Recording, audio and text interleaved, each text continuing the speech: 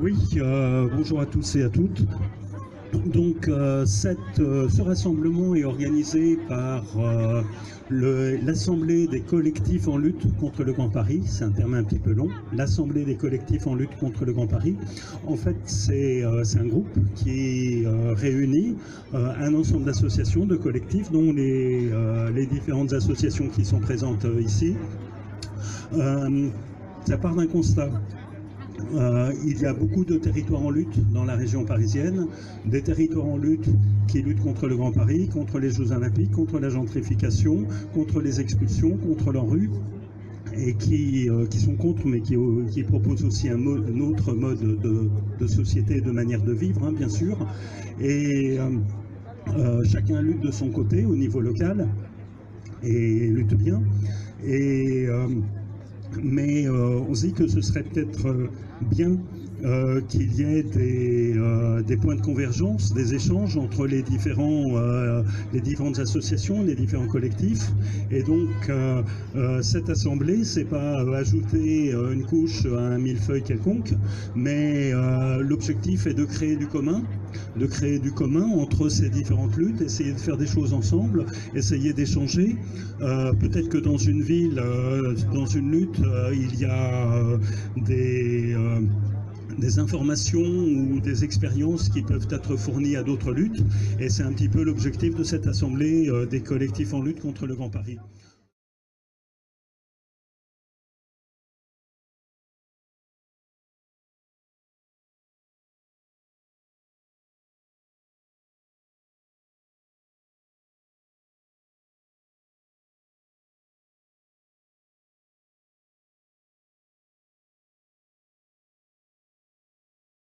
La grande braderie de Paris. Venez, venez, plein de bonnes affaires, immobilières, foncières, venez détruire les terres agricoles qui nous restent autour de Paris. Venez, venez, nous allons présenter les premiers collectifs de la lutte.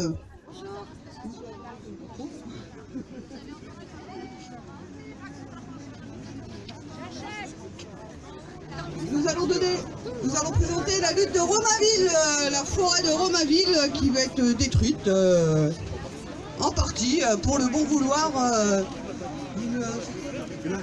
C'est la région qui décide de détruire la forêt de Romainville, la dernière forêt primaire qui nous reste en Île-de-France. Nous allons vous donner la parole, monsieur de Romainville. Sylvain, merci beaucoup. Non, c'est pas une forêt primaire, ce n'est pas correct. C'est une forêt qui a poussé sur une friche d'une carrière de gifs depuis 50 ans, donc c'est une normée rudérale, comme on dit. Voilà. Mais c'est n'empêche une jeune forêt très intéressante qui est fermée au public depuis 50 ans. Ce qui permet à cette forêt de se développer avec une végétation, une faune très intéressante. Et depuis 25 ans, la région Île-de-France veut en faire une base de loisirs, ce qui est un projet absurde, parce que les bases de loisirs, c'est autour d'un plan d'eau, des activités nautiques. Là, on est sur un flanc de colline avec une série d'escarpements et des carrières à combler. Donc le projet n'avance pas et Valérie Pécresse, depuis 2 ans, a voulu relancer pour terminer et ouvrir quelque chose. Et donc c'est le tiers de ces 27 hectares de forêt qui est menacé pour faire un espace de loisirs absurde où on n'a aucune réflexion sur les usages. On veut créer un poney club tout en détruisant les terrains de foot et de basket des cités qui sont autour. Et en réalité, on comprend très bien que ça fait partie d'un projet de transformation du paysage urbain, c'est l'expression qui est consacrée, par des promoteurs avec l'aide de la mairie de Romainville, pour détruire notamment une grande cité HLM qui est juste au-dessus de cette forêt, transformer en éco-quartier avec accession à la propriété, et l'aménagement d'un bout de la forêt en parc est un argument de vente, uniquement un argument de vente de ces nouvelles constructions autour. Donc on défend à la fois la forêt et la cité. Et pour nous, donc l'urgence, c'est qu'on est sur le point, enfin les travaux sont sur le point de commencer pour de bon. On a réussi à interrompre en octobre le début du défrichement. La région a installé une clôture, une grande palissade métallique tout autour de la forêt, donc on ne peut plus rentrer facilement pour aller sur le chantier et bloquer les machines. Donc ça risque de reprendre, et c'est le moment où nous, on est sur le point de déposer un recours contre le permis d'aménager, et on engrange des soutiens politiques. Les villes de Bagnolet, Montreuil, Pantin ont voté contre le projet. Donc tout autour de Romainville, les villes concernées sont actives avec nous. On essaie de mobiliser le plus de soutien possible, dans les médias également, parce que c'est le moment crucial du combat pour nous à la fin de cette année. Voilà. Merci bien pour votre présentation pour la forêt de Romainville. Nous allons passer maintenant à Alternative Citoyenne de Champigny. Bon bah pas de bol, hein. Vous êtes assis sur 200 millions d'euros, donc bon bah vous allez expliquer pourquoi. Oui, oui, donc c'est la grande braderie qui est en train de se passer donc à Champigny. Ce qu'il faut savoir, c'est que le... C'est bon? Oui, c'est bon. On a expliqué, on a d'ailleurs un document qui l'explique, c'est que le financement du Grand Paris Express est, disons, ingérable, en réalité ingérable. Et donc, ce que nous expliquions, c'est qu'il allait falloir faire des économies d'une manière ou d'une autre, et que ces économies, c'était la suppression de travaux. Ce qu'on ne pensait pas, c'est qu'un mois après, qu'on a sorti dans le rapport qui est ici, un mois après, c'est exactement ce qu'on avait prévu, à savoir que la Société du Grand Paris a prévu l'abandon d'une, ce qu'on appelle nous, l'entonnement à Champigny, qui se déroule en plein centre-ville, hein, qui est prévu là-dedans, dont l'arrêt des travaux, qui ont déjà commencé hein, depuis 3 ans, avec nuisance, fermeture des commerces, un truc intenable pour la population. Et ils ont donc découvert qu'en arrêtant, en ne faisant pas cet aiguillage qui permettrait une continuité des rames de la ligne 15 Sud avec la ligne 15 Est, en faisant que Champigny soit en fait devienne le terminus de la ligne, la Société du Grand Paris allait économiser 200 millions d'euros. Donc, parce qu'au total, l'opération était d'un coût à peu près de 400 millions. 200 millions ont été déjà utilisés. Tant pis, le gouvernement et l'État et la Société du Grand Paris s'assoient sur ces 200 millions, mais ça leur permet d'économiser. Ça, c'est une première, ce qui est en train d'arriver. Ce qui est en train d'arriver aussi à Champigny, c'est qu'ils viennent de se rendre compte que le RER-E que nous avons donc à Champigny utilise en partie le même trajet que la ligne 15 Est. Et que du coup, non seulement on pouvait abandonner l'aiguillage donc à Champigny-Centre, mais que cette partie qui fait doublon avec le RER-E pouvait être peut-être abandonnée. Économie supplémentaire, donc on se retrouve devant une caricature de la Société du Grand Paris. Voilà, et ce qu'il faut savoir, et pour terminer, c'est que non seulement le gouvernement s'assoit sur les 200 millions déjà dépensés à Champigny, payés en partie par vous, par les contribuables et donc par les Campinois, ce qu'il faut donc savoir, c'est que le gouvernement, dans le cadre de l'austérité qui s'abat sur les municipalités, doit à la commune de Champigny, comme à toutes les communes d'ailleurs, 24 millions. Et que ces 24 millions ont occasionné la fermeture de services municipaux, dont nous avons la liste ici aussi, à Champigny. Donc d'un côté, on s'assoit sur 200 millions, de notre côté, pour 24 misérables millions, on est obligé de fermer les services municipaux. Voilà la situation dans laquelle on est à Champigny, et voilà pourquoi notre association se mobilise pour expliquer l'absurdité et ce que ça signifie que ce projet pharaonique du Grand Paris Express à Champigny. Voilà. Merci. Pour plus d'informations, allez sur les stands. Donc nous allons passer maintenant au parc n'est pas à vendre de la Central Park, on n'en veut pas. Alors merci. Bon, je prends la parole vite fait, on m'a dit que j'avais 3 minutes. Alors, sur le parc de la Courneuve, vous avez entendu parler, c'est le poumon vert de la Seine-Saint-Denis. Il y avait une opération qui s'appelait Central Park, qui était dirigée par l'architecte Roland Castro. Bon, cette opération, elle a avorté, mais parce qu'ils ont reculé. Il y a eu un certain nombre de personnes qui ont signé la pétition, donc ils ont reculé. Ils ont reculé. Je vous donne une petite anecdote. J'ai consulté une élue socialiste qui m'a dit que le président du département, Stéphane Roussel, n'avait pas jamais dit qu'il était contre le parc. Il avait simplement dit que c'était une très très bonne opportunité. Bon, je vous laisse conclure. Hein. Donc voilà, donc il y a des collectifs, 2 collectifs. Un collectif s'appelle Notre Parc n'est pas à vendre, et un autre qui est un collectif pour la défense et l'extension du parc, puisque c'était un projet. Les élus à l'époque avaient dans leur vision de construire 800 hectares sur le parc. Pourquoi? Parce que l'urbanisation, on le voit, elle est densifiée, et on avait besoin de mètres carrés pelouse pour les habitants. Donc actuellement, ils ont reculé, mais ils reviennent avec le projet des Jeux Olympiques, notamment le village des Vélias. Village des Vélias dont on m'a dit, mais je vérifierai, vous vérifierez aussi sur la page Facebook, qu'il n'avait jamais été demandé par le CEO de faire ce village des médias. Donc là, ils décident de le faire le long, toujours sur le parc, mais sur l'aire des vents. Là, pour certains, où se fait la fête de l'humanité. Donc la fête de l'humanité n'est pas impactée, mais ils vont faire des bâtiments le long. Et là, effectivement, le maire de Duny, M. Vessière, qui a toujours eu envie de rentrer dans le parc, et notamment au niveau des chapeaux chinois, d'ailleurs c'est pour ça qu'on a des chapeaux chinois, il a dit dernièrement, mais l'opportunité, c'est les Jeux Olympiques, pour nous, c'est de l'or en barre. Oui, mais en barre d'immeuble, Donc on continue à se défendre là-dessus, à informer les gens avec nos moyens, parce que c'est vraiment important. Ce parc aussi est un parc de cohésion sociale. C'est-à-dire que les gens, c'est un parc où il y a des millions de personnes qui le visitent, qui viennent, c'est gratuit, enfin voilà. Donc il y a aussi l'idée sur cette aire des vents de faire une Smart City.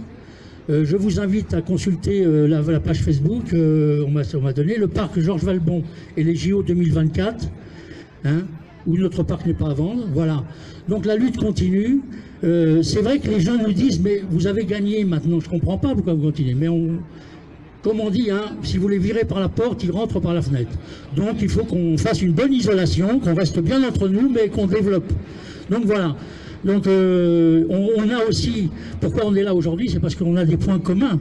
On discutait de la cité Milayo, il y a la même chose qui va se faire à Bobigny, il y a une cité Milayo, on a des points communs. Le point commun, c'est qu'on voit effectivement dénoncer tous ces gens qui, sous couvert de faire de l'argent, eh bien, nous respectent pas. Donc on demande un certain respect vis-à-vis de la population et puis des populations à venir. Parce que le parc, c'est aussi ça. Voilà, merci. Merci à vous. N'hésitez pas à aller voir les stands. Alors maintenant, nous allons passer au droit à Belleville. Ah, ils ne sont pas là encore. Bon, bah, urgence Cerclay. Voilà.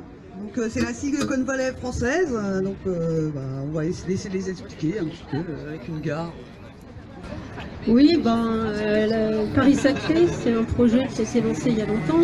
C'est peut-être le premier, avant même qu'on parle du Grand Paris, par Sarkozy, pour faire soi-disant une Silicon Valley à la française.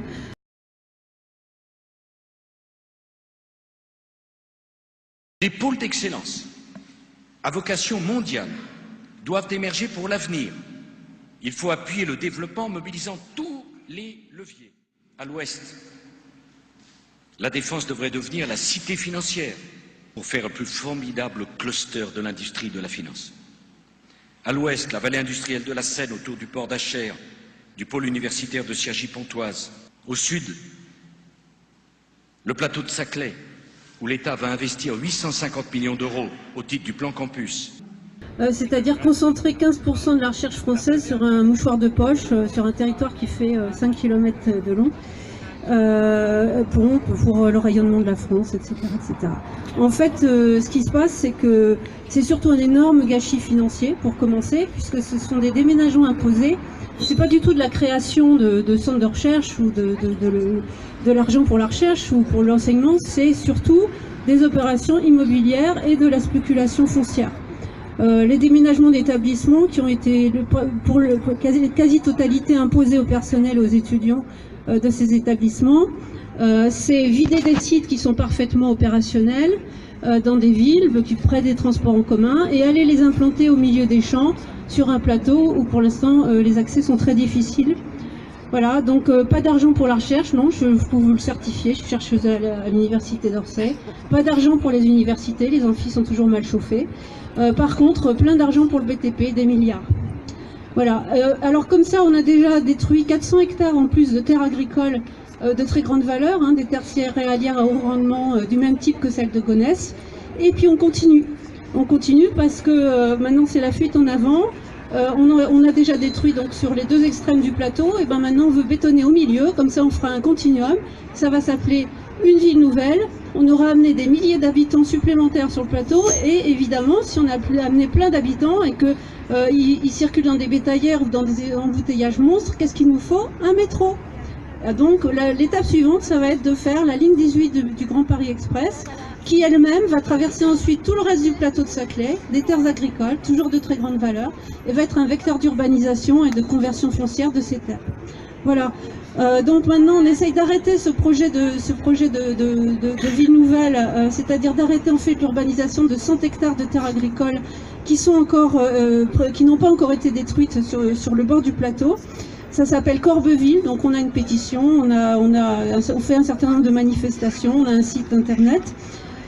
Voilà, et puis je voudrais aussi, pour ceux que ça intéresse, parler d'une lutte qui a actuellement lieu aussi à Saclay, pour défendre en fait les éboueurs du syndicat d'ordures ménagères de Saclay, enfin de l'agglomération de Paris-Saclay, qui est actuellement victime d'une entreprise mafieuse qui les prive de leur salaire pour leur imposer des baisses de salaire et des conditions de travail très dégradées.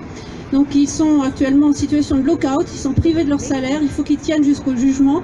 Ils auront certainement gain de cause à la fin, mais à la fin ils seront plus là parce qu'ils n'auront pas réussi à tenir. Voilà, donc on a une collecte pour ça aussi. Merci, soutien aux éboueurs. Voilà, alors nous allons passer à Europa City. C'est la vue sur la Tour Eiffel, c'est un grand parc à tourisme, c'est la fête. Chers compatriotes, chers acheteurs, nous vivons une époque pleine d'opportunités. Au XIXe siècle, la République et le Second Empire ont éventré Paris avec de larges boulevards reliant son centre à ses portes. 150 ans après, le Grand Paris Express va relier la ville-monde, qu'est Paris, au reste de la planète via l'aéroport de Roissy. C'est pourquoi moi, maire de Gonesse, je souhaite faire entrer les champs du triangle de Gonesse dans l'histoire et dans la modernité, en les bétonnant avec un projet immobilier à la fois iconique et expérientiel.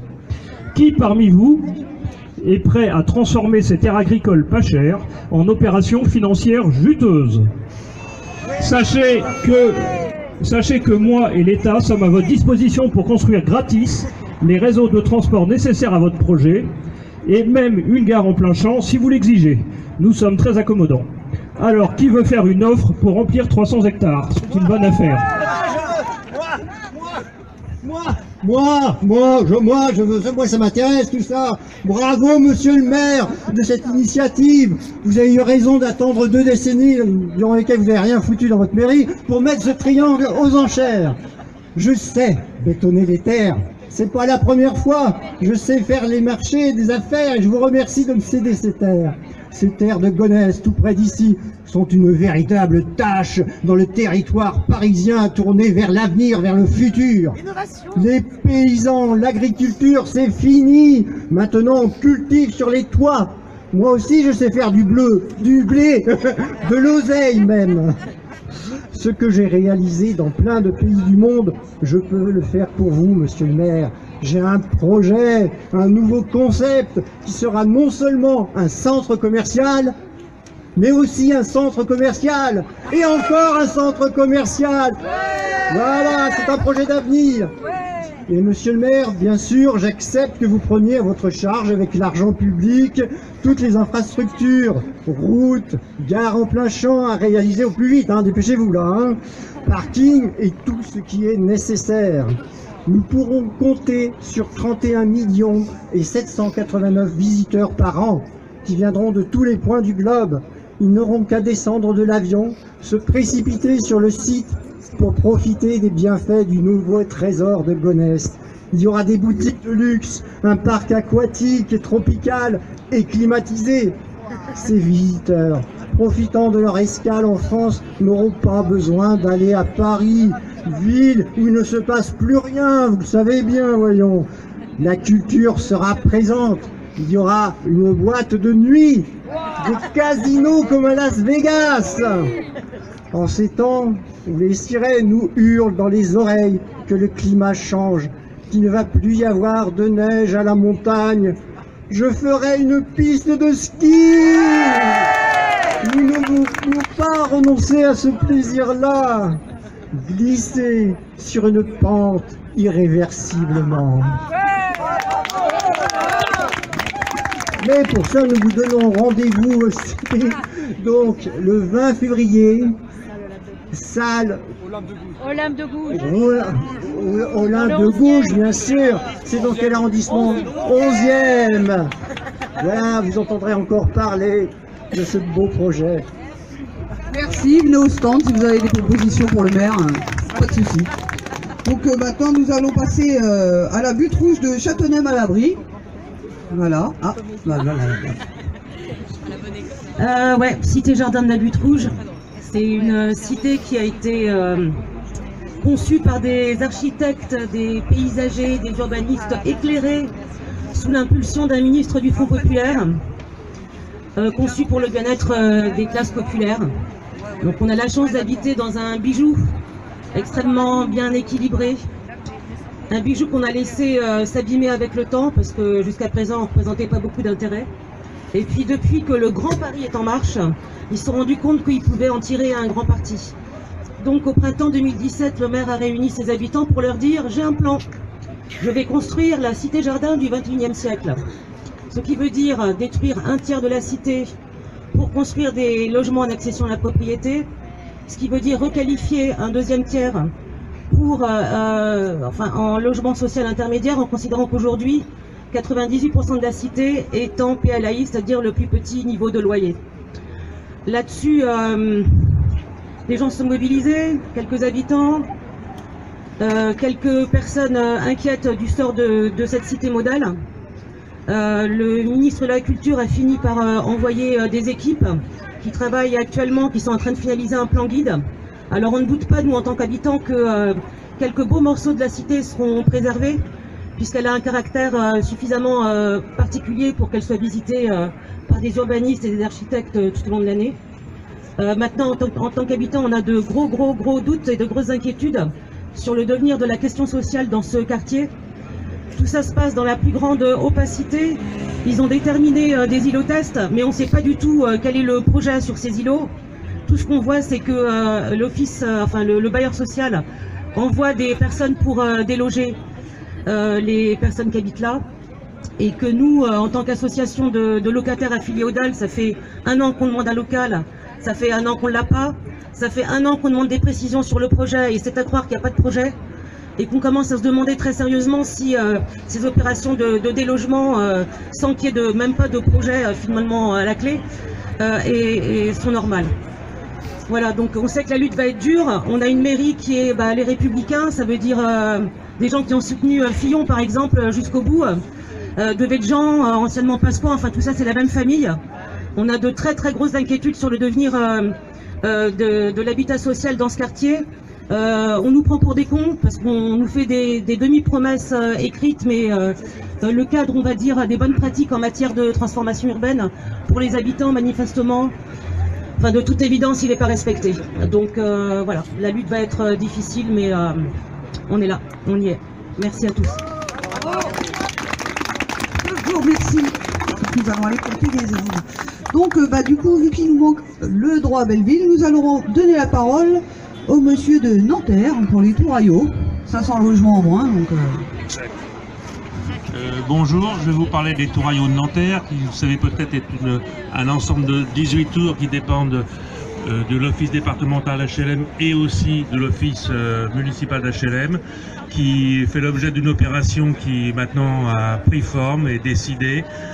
Destruction d'une tour et transformation d'autres tours en 500, destruction de 500 logements et transformation des 500 logements, ex-500 logements, en bureaux d'accueil de start-up pour satisfaire la demande du CAC 40 de la Défense qui est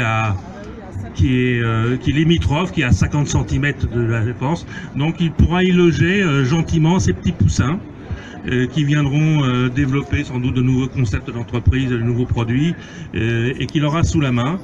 Tout ceci, ce sont énormément de personnes qui sont expulsées et un doute énorme sur leur relogement. Bon, la mairie qui est d'abord porteuse du projet, dite de gauche, hein, qui est porteuse du projet, promet des relogements, mais sûrement pas intégralement à Nanterre. Parce que avec ce genre d'initiative, les loyers ne cessent d'augmenter énormément, hein, y compris dans le nouveau quartier limitrophe, qui sera le 11e quartier de Nanterre, le quartier dit des Grous, qui est bâti sur d'anciennes friches ferroviaires et une zone pavillonnaire, qui promet d'avoir évidemment des...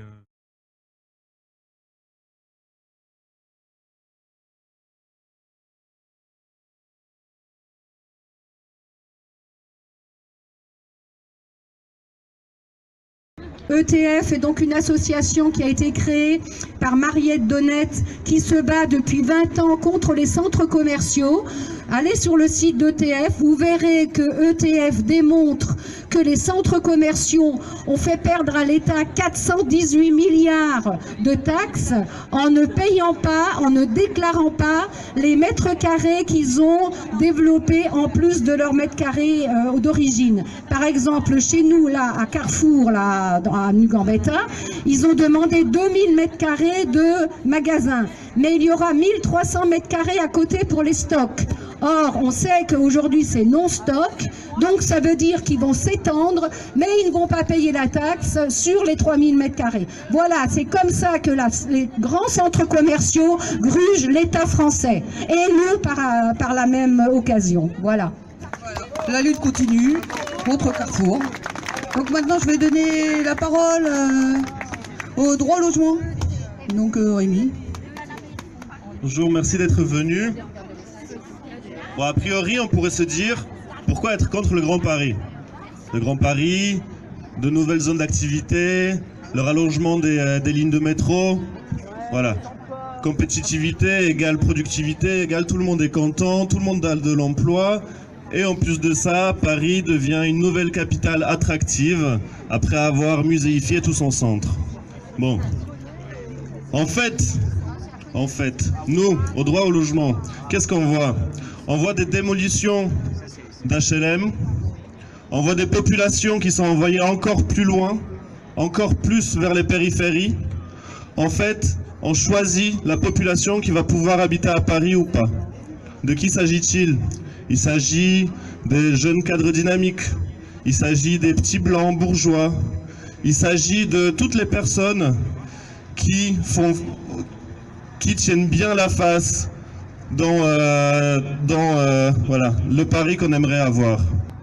Nous, on voit qu'avec cet eugénisme social qui est en train d'être mis en place par la municipalité, par la région, il y a beaucoup de personnes qui en souffrent.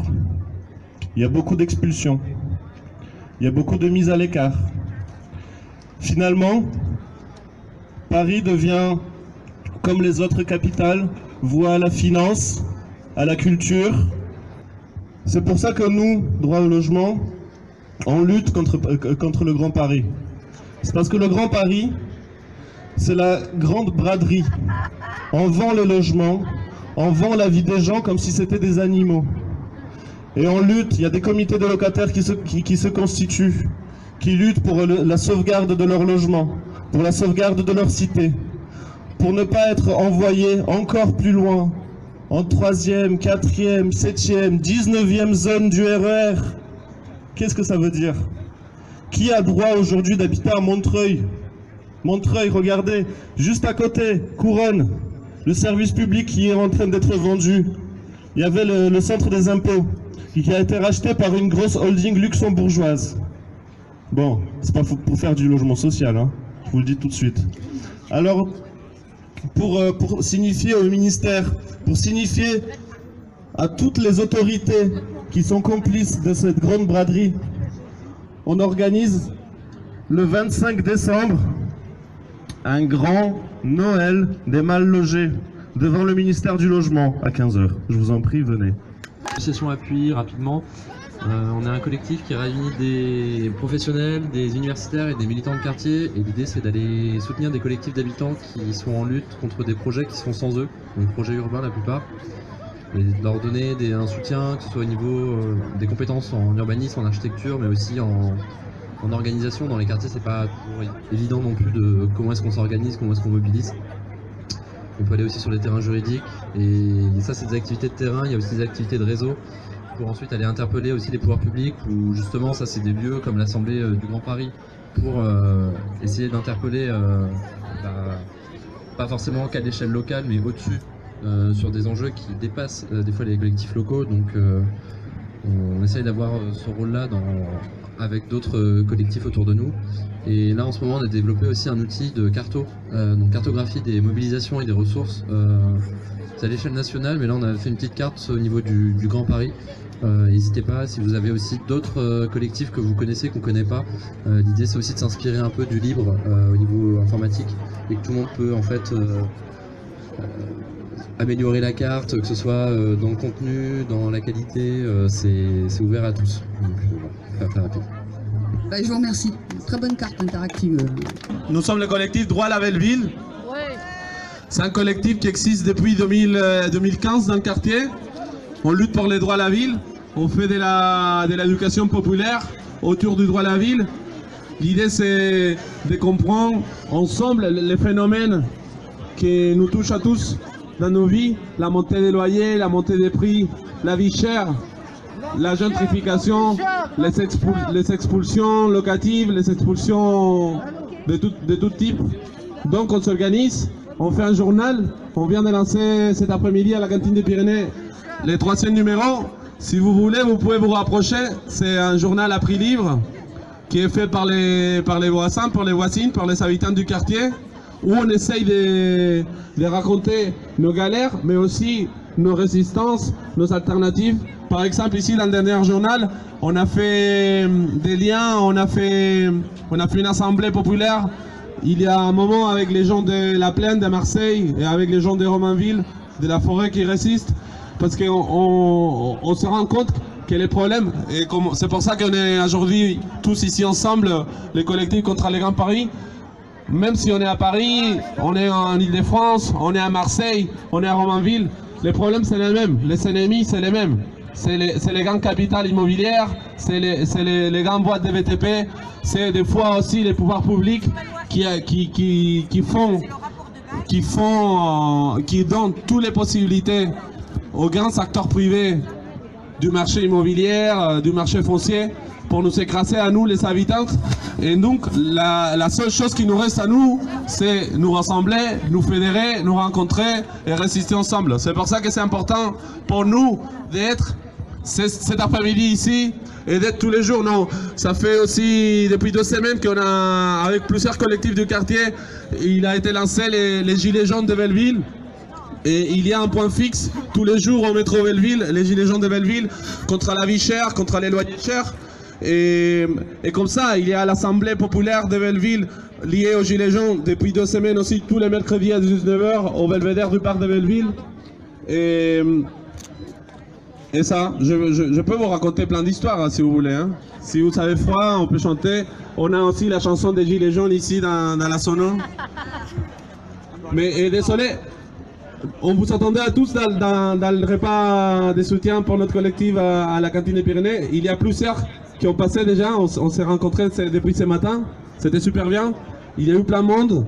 Et ça parce que nous on est un collectif qu'on n'a pas de subvention, on est complètement autofinancé, autogéré. Et on essaye de faire des choses, on fait quelques actions autour de l'éducation populaire.